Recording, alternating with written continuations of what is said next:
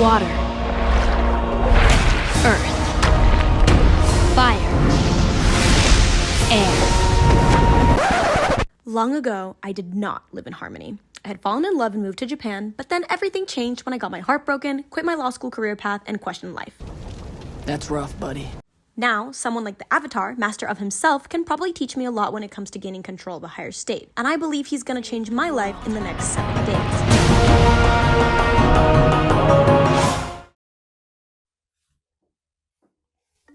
So let's chat for a moment. It's currently April 1st, usually known as April Fool's Day, but I am no fool. This is the end of rotting season, the end of healing season, and I'm ready to put in the work. So a lot of you might be wondering, Olga, why are you doing this? Why can't you just meditate like other normal people? Use Insight Timer, do Joe Dispenza meditations. Because I want to have fun. I think that introducing an element of play into anything that you do is automatically going to make it 10 times better. I think meditation gets a bad rep because a lot of people think they can't sit still for not long enough. They can't put their thoughts away for long enough. But I'd like to challenge that idea by bringing up the fact that meditation is not about silencing and putting away all thoughts. Meditation is learning how to channel your thoughts and let them flow through the river that is your spiritual body.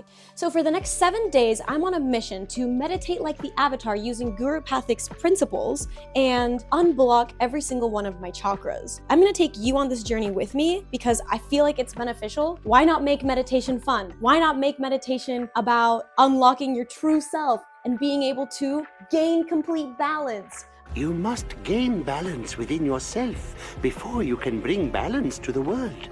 So grab a pen, grab a paper, and I invite you to join me on this journey because honestly, the journal prompts are kinda wicked. Like, you're gonna be psychoanalyzing yourself and questioning everything about your life. We are going to get deep into fear, shame, anxiety, love, gratitude, forgiveness. We're gonna feel all the feels over the next couple days, and I'm really excited about it. And the first step to gaining balance begins with this. Oh! First, we must make onion banana juice.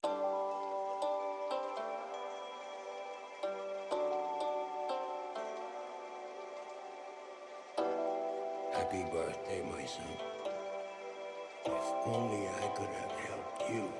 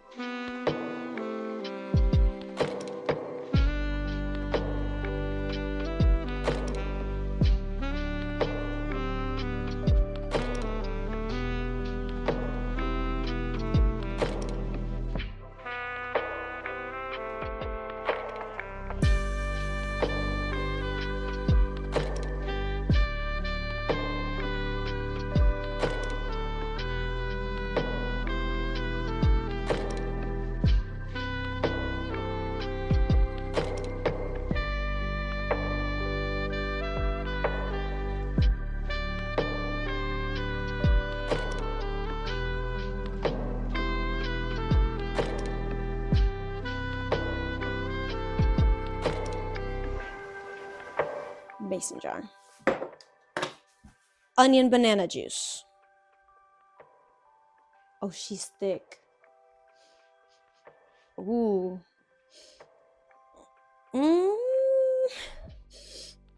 my lord. I feel like an addict right now. It smells so interesting. This is too thick for me to drink. Can I try just like... Okay, wait. Why did Guru Pathik kind of cook with this? Chill. Everybody chill. Why am I kind of into it? Why is it kind of tasty though? I'm kind of scared. This is gonna... I feel like this is gonna clear my sinuses. I feel like this is gonna clear my intestines out, and I'm kind of worried about that, but that's a problem for future Olga and not a problem for me right now.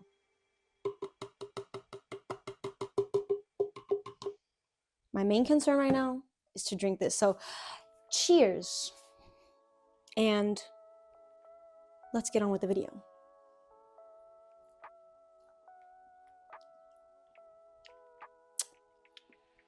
Yeah, surprisingly good. I kind of really fuck with this.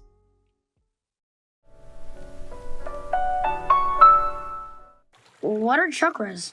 Oh, I see. I guess we'll start with the basics. Take a look at this river I found during my walk in Japan.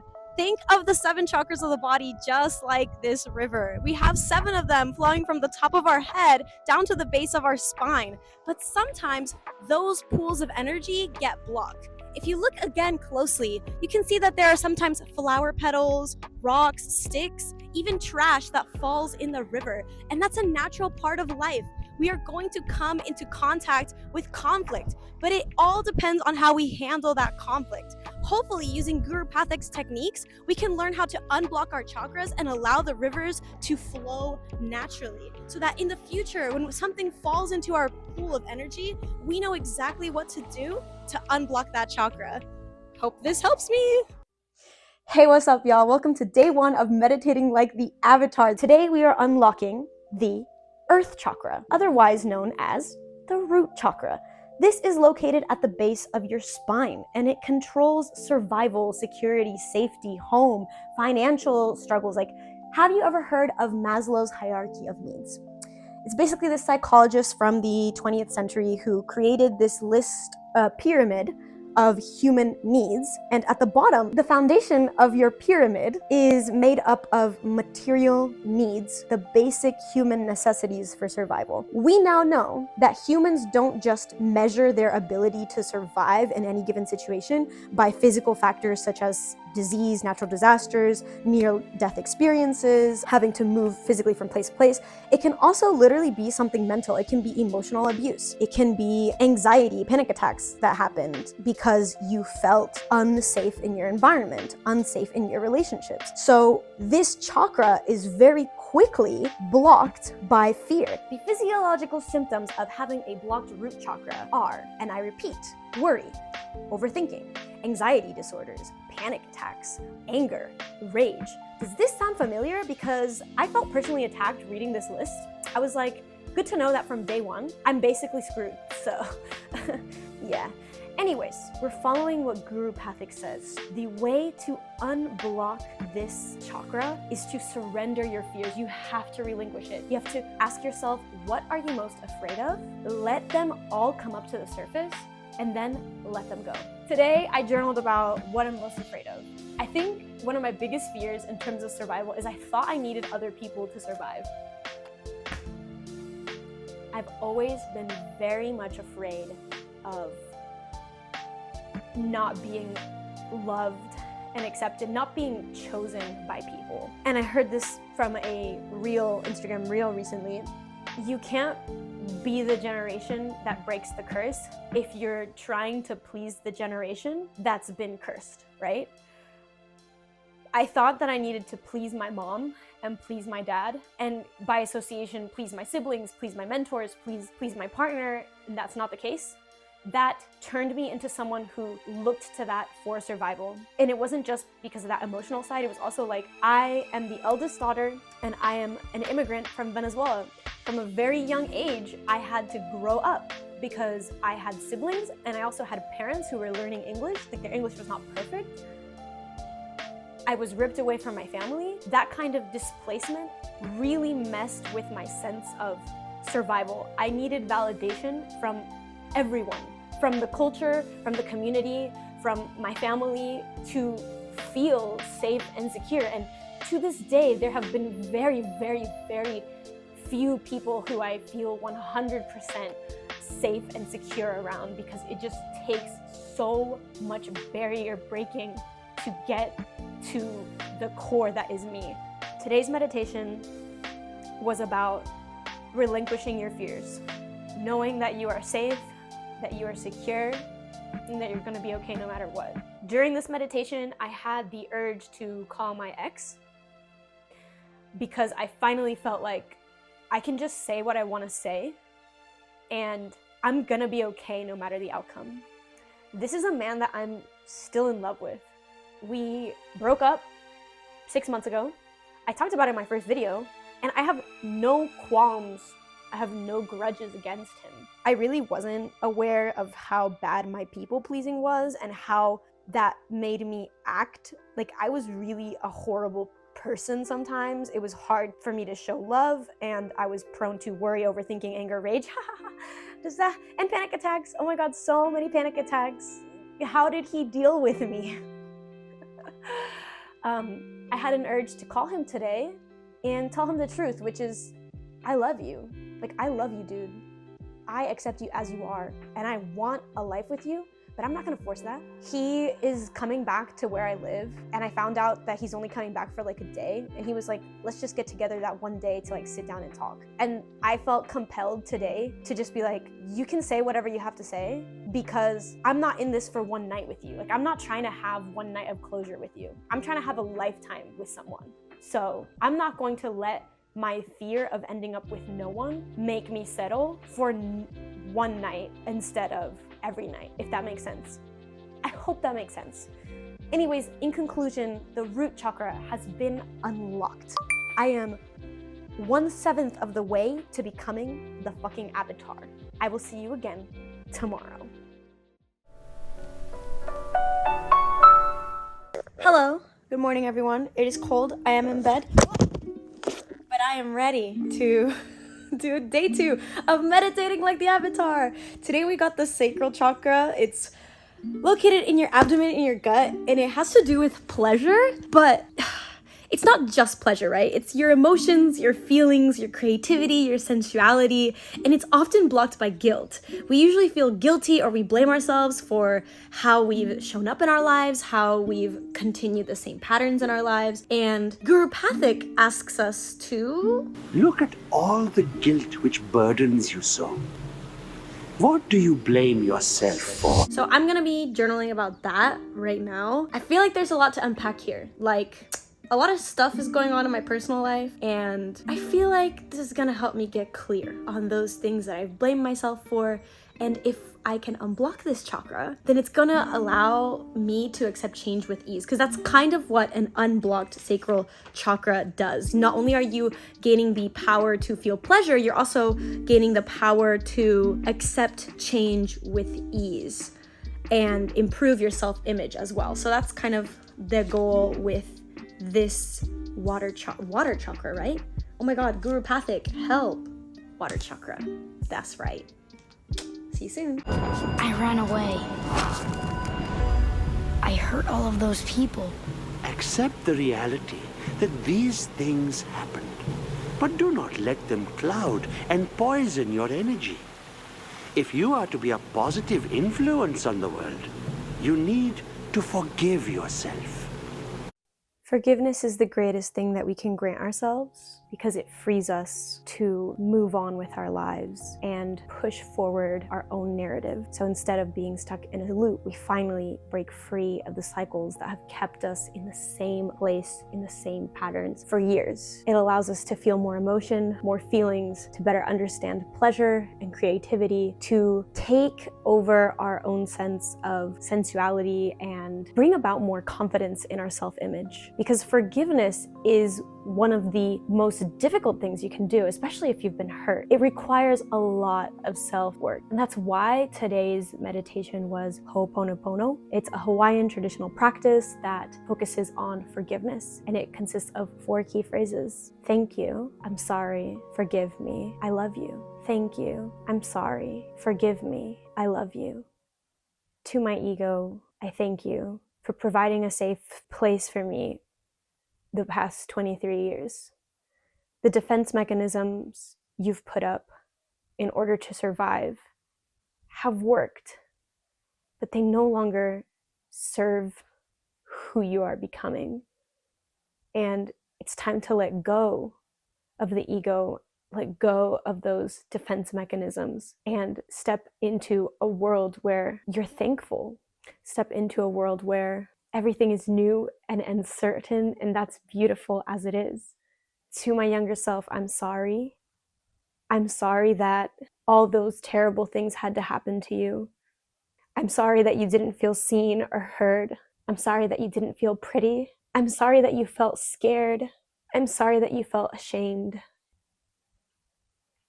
To my parents, I'm sorry. I'm sorry I couldn't understand the bits and pieces of love that you tried to show through all the fractured parts of yourselves. Because you guys had me so young and were learning to parent yourselves. So naturally, it was difficult for me as the oldest. And I'm sorry that I put even more hardship on you by always judging the way that you treated me and my siblings.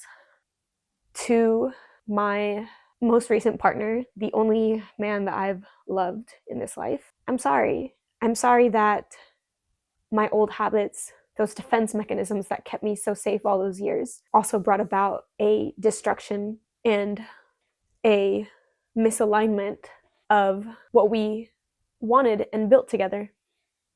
I'm sorry if my tendency to hurt before I'm hurt, or to grow distant but feel anxious and make it known, causes you trouble. Please forgive me, everyone, and I love you. Most of all, I love myself. I think that it takes a lot of courage to step out into the world today and not follow the beaten path, a path less traveled rather than the path that works. I have no idea what I'm doing, but that's kind of the point, because when I was following the path that I knew would work, I wasn't happy anyway. I was unsure anyway. I was anxious, stressed. So today I let go of that guilt. It no longer has a hold over me. My water chakra is open and flowing down the river. Okay, that's all. I hope that the audio picked that up. Haha. Third is the fire chakra, located in the stomach. This chakra deals with willpower and is blocked by shame. What are you ashamed of? What are your biggest disappointments in yourself?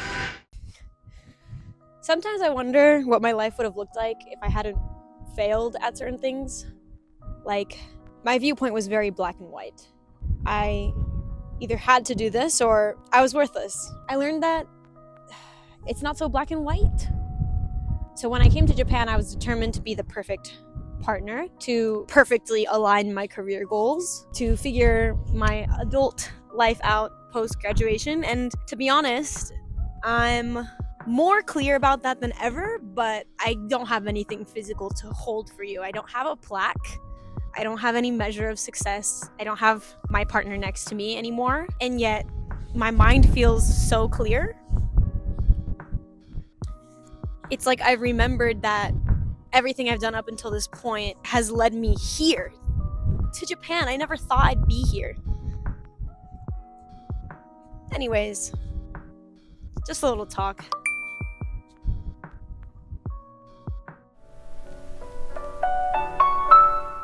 The fourth chakra is located in the heart. It deals with love and is blocked by grief. Lay all your grief out in front of you. You have indeed felt a great loss.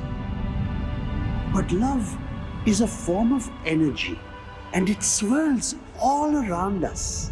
It is still inside of your heart and is reborn in the form of new love. Yesterday was kind of an insightful day. I did my heart meditation and I felt so full. I felt like grounded and so confident in the things and the people that I love. And I actually met my ex for the first time in 6 months at a baseball game. That was his brother's baseball game, and it was so much fun. More fun than I ever could have imagined. It felt so cozy and warm, but it didn't feel like something I needed. It also didn't feel wrong. It still felt right, but felt like, almost like whatever fate brings me, I'm happy now. Like, I didn't expect that feeling because I'm still very much open to the possibility, but he said he's not looking for a relationship, and I was like, well, to be honest, I'm not looking for something either. We still have so much love for each other, and it was like perfectly aligned with the heart chakra meditation and everything. It deals with truth and is blocked by lies, the ones we tell ourselves. You cannot lie about your own nature. Today's meditation, which I haven't done yet, I decided to wake up early, do yoga, and come work because my roommate was working. And I was like, I might as well go so that I don't have to pay for anything at Starbucks. Anyways, today's is going to be focused on the throat chakra, which is communication, all the truth and the lies that we tell ourselves. I'm really excited for that because I'm like fully stepping into a new era. And whether it's this YouTube journey or like just traveling and getting to know myself and what I want to do and deliver to this world, like it's so rewarding without having done anything yet. And I think that's kind of the goal in life, for the journey to be the reward. So yeah, just thoughts.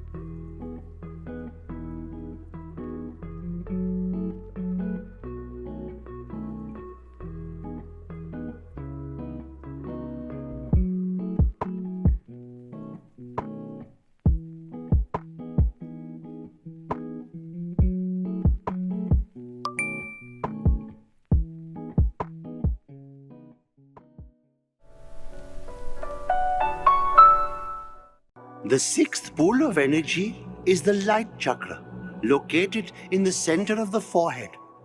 It deals with insight and is blocked by illusion. Welcome to day 6 of Meditating Like the Avatar. Today, I just finished up a journaling and meditation session on the third eye chakra. That is right here, by the way. Actually, I think the placement is between the throat and the crown, which I guess is your third eye, yes. I love that for me.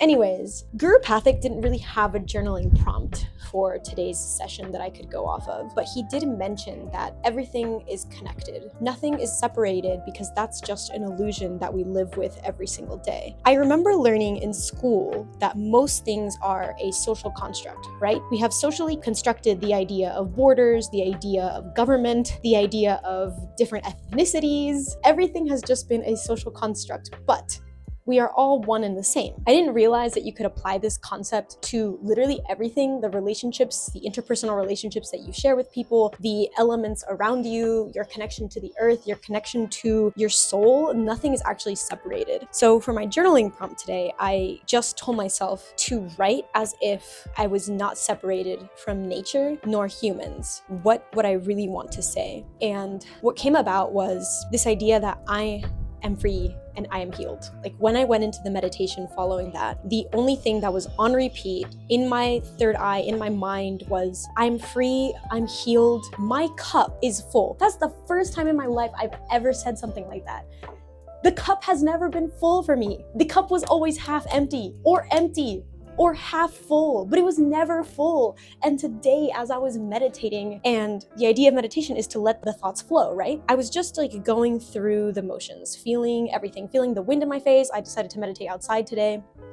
And I suddenly just started to repeat the mantra, I'm free, I'm healed, my cup is full. It wasn't even an affirmation that I made myself say. And I have to be really honest, I didn't think that this meditation journey would change so much. Like, it was kind of a gag in the sense that, oh, I'm just trying to have fun with meditation. But then this week actually ended up being very impactful for me and made me think about a lot of the stuff that I went through the last 6 months. And instead of learning to let go of the hurt, which I already kind of did the work of that, I was learning to let go of this idea that I'm just like letting life happen to me. And I'm now like, oh no, I am flowing down the river. Like the chakras are flowing, but that means that I am in control actually. I'm happily moving with the current and the current is taking me where I want to go. I actually texted this to my friend at like 2 a.m. a couple of days ago. I was like, I know this sounds delusional. I know this sounds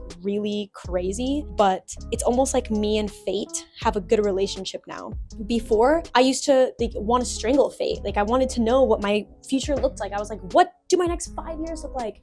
What am I gonna be like at 30? Who am I marrying? Am I happy? And I came to the realization that that's not the relationship I have with fate anymore. I'm telling fate, I'm looking her right in the eyes. And I don't know if you heard that through the microphone, but there was a huge explosion sounding sound.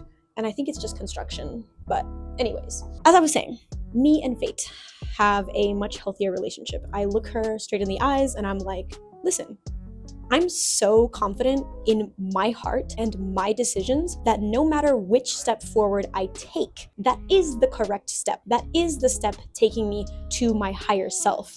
And you are gonna figure out how it's going to all come together. Like, I'm not in charge of the bridge of incidents. I'm not in charge of how it's all gonna play out. I'm just making moves based on what feels right for me, and I know that they're the right moves. Like, I'm gonna trust my heart on top of anything else. I'm not gonna listen to what anybody around me says. I'm not gonna listen to anything physical in my 3D. If I receive a rejection, that's not true. That's a social construct. I've never been rejected in my life. Yeah, so it's been a good day, for sure. I feel a lot happier, a lot crazier, and just a lot more like happy and at peace. I never knew I could feel so calm and confident, but this week has brought me so much. I feel like everyone needs to take the Guru Pathik route, and I'm so excited for the last day tomorrow. Peace, love, see you.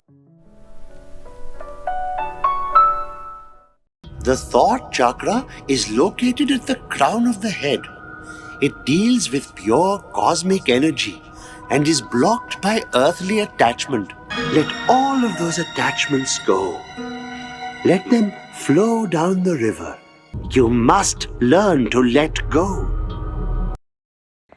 So, it's the last day of the 7-day meditation challenge, and I'm feeling really great. Today's chakra is the crown chakra, located in the brain, in the mind. Now, if you know anything about manifestation and spirituality, you'll already know this. But if you don't, let me break it down for you. Basically, we grow up thinking cause to effect, right? So we think that an external thing causes a feeling, and that feeling then makes the brain connect neural pathways, and the brain then teaches the body how to behave. But everything stems from thought, and the thought creates energy, and the energy is what creates the matter. So, with the crown chakra today, the goal is to let go of earthly attachments and to truly become consciousness, just I am. You go from someone to no one, and that allows you to become everyone, if that makes sense. And that's what we're gonna do today.